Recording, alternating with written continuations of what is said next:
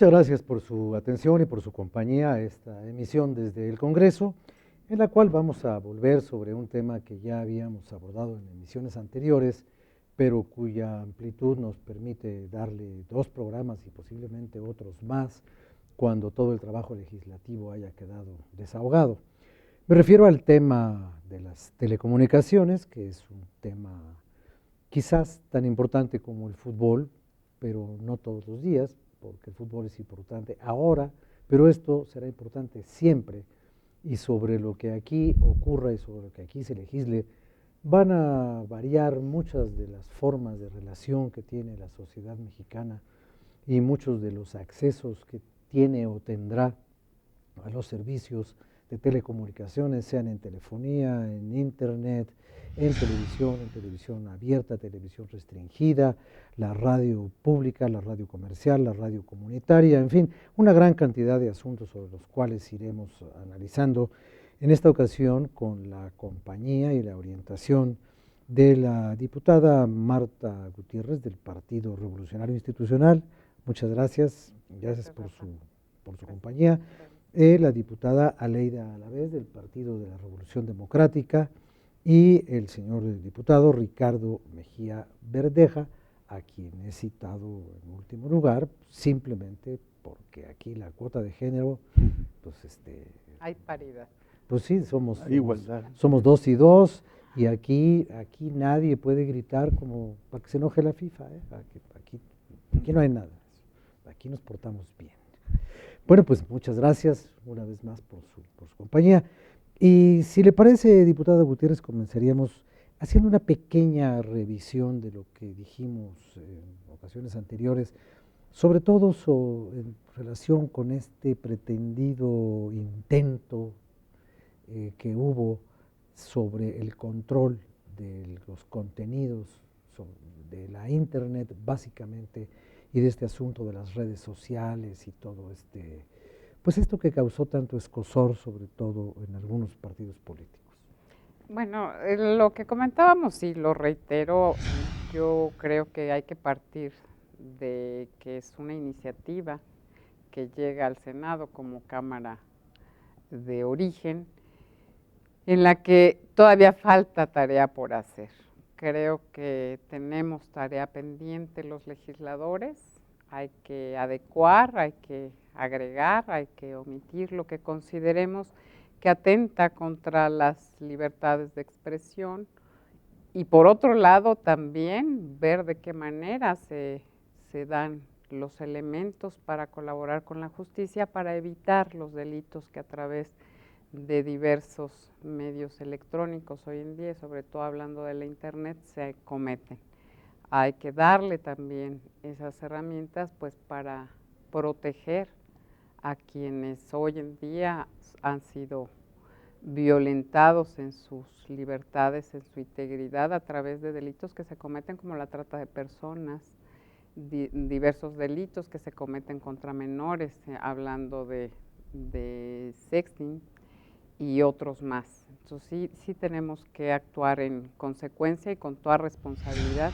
Y hoy tenemos tarea pendiente, estamos en deuda con los mexicanos, pues porque no hemos podido aprobar la ley secundaria. Ya una vez que aprobamos las reformas estructurales, pues tenemos ese pendiente con los mexicanos.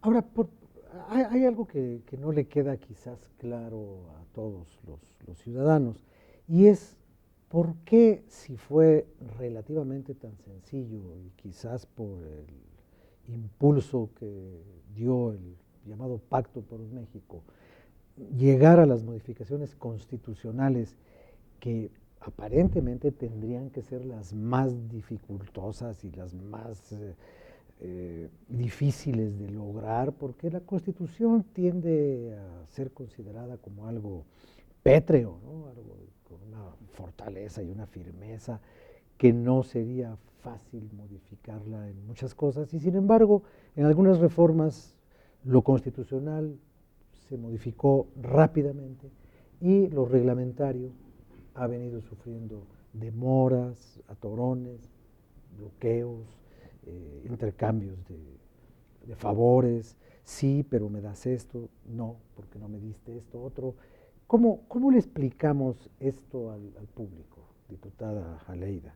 Yo creo que estamos ante una grave contradicción, precisamente porque elementos como el Pacto por México, que hacen las veces de los poderes que formalmente están instaurados y que hacen compromisos que, bueno, pues ahora se está viendo que estamos en el riesgo de caer en una farsa con ese pacto, porque el pacto menciona en sus compromisos 39 y 40 esta expectativa de abrir el espectro radioeléctrico a la competencia, a la participación de más actores, a que haya reglas más equitativas. Y ahora en la propuesta de la iniciativa del Ejecutivo Federal, pues es todo lo contrario. Encontramos que está totalmente opuesta la redacción a lo que en la Constitución dice. A ver, y eso es algo. Un ejemplo. El ejemplo es la creación del IFETEL. O sea, el Instituto Federal de Telecomunicaciones se crea como un organismo autónomo según la Constitución y que obviamente va a tener sus propias facultades, atribuciones, que por mucho va a ser precisamente la regulación de ese espectro radioeléctrico. Pero ahora en la iniciativa que encontramos del Ejecutivo Federal, ese IFETEL está trastocado por la Secretaría de Gobernación, por la Secretaría de Hacienda, hasta el programa de trabajo lo va a tener que avalar también el Ejecutivo Federal, el Consejo Consultivo que se acredita para el IFETEL también tiene que ser y va a estar de la mano con quien encabeza el instituto, y eso es algo que le resta autonomía, por mucho.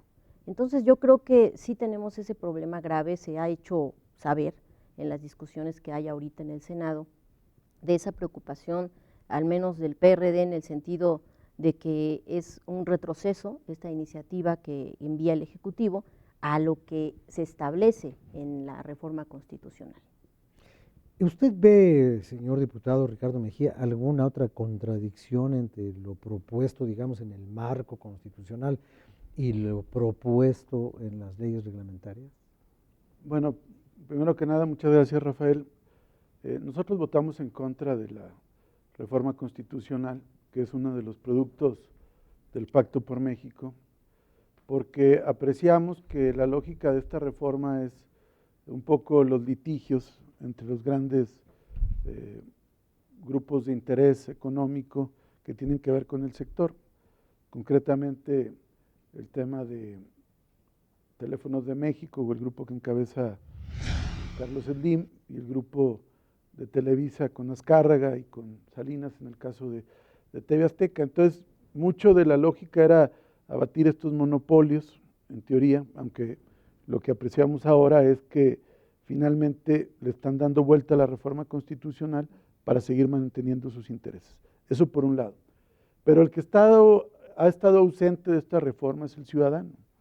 El ciudadano que finalmente lo que quiere es mejor internet, que haya internet libre, que haya mejores servicios de telefonía, que no tenga que estar pagando sobreprecios cuando contrata servicio de televisión por cable porque no puede ver la televisión abierta.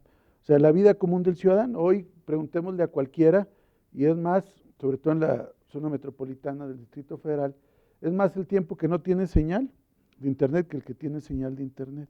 Y decían algunos en relación con esto, ¿por qué yo tengo que ver comerciales producidos en Argentina por una televisión cuya señal estoy pagando? Estoy pagando por ver anuncios, yo quería pagar por ver programas. Bueno, eso por un lado, pero además la verdad es que los servicios siguen siendo caros, siguen siendo deficientes en materia de lo que al ciudadano común le interesa, que son los servicios de telecomunicación. Y por otra parte, lo que vemos es que hoy el gobierno y sus aliados están atados por la grande lucha entre los titanes de la comunicación. Y por eso una reforma que debiese haberse aprobado desde diciembre, pues está todavía a mitad de año del 2014 totalmente congelada. Y nosotros lo que vemos son las iniciativas.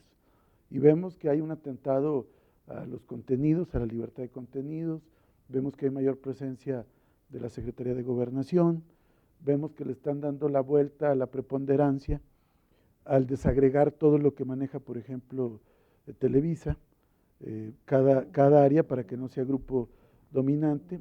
Y ya después lo que está haciendo o no está haciendo Javier Lozano en el Senado, pues eso ya para nosotros no es tema de interés. Lo que interesa es finalmente lo que apruebe el Senado, para después nosotros poderlo discutir aquí. Y aquí vendría una última reflexión, la preocupación de que todo llegue al Senado.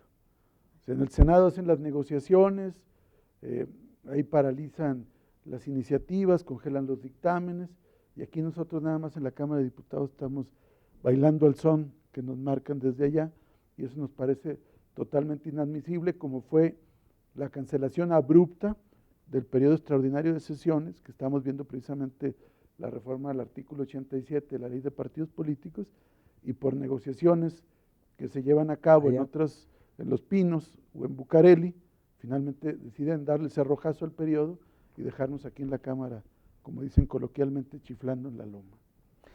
Ahora, esta demora, y esto se los quiero preguntar para el próximo bloque, ya estamos a punto de irnos a la pausa, esta demora tiene también una ventaja, le da a los partidos más tiempo para preparar sus argumentos jurídicos y políticos para cuando les llegue el documento y lo puedan procesar de una manera más completa. Digo, quizás si todo hubiera terminado en diciembre, no habrían tenido el tiempo entre diciembre y esta fecha para preparar una contrainiciativa, por así llamarla, ¿no?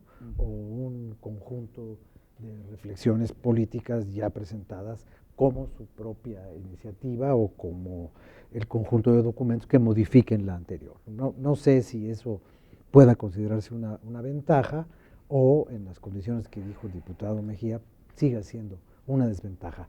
Acompáñenos en el próximo bloque, vamos a hacer una pequeña pausa y ahorita regresamos.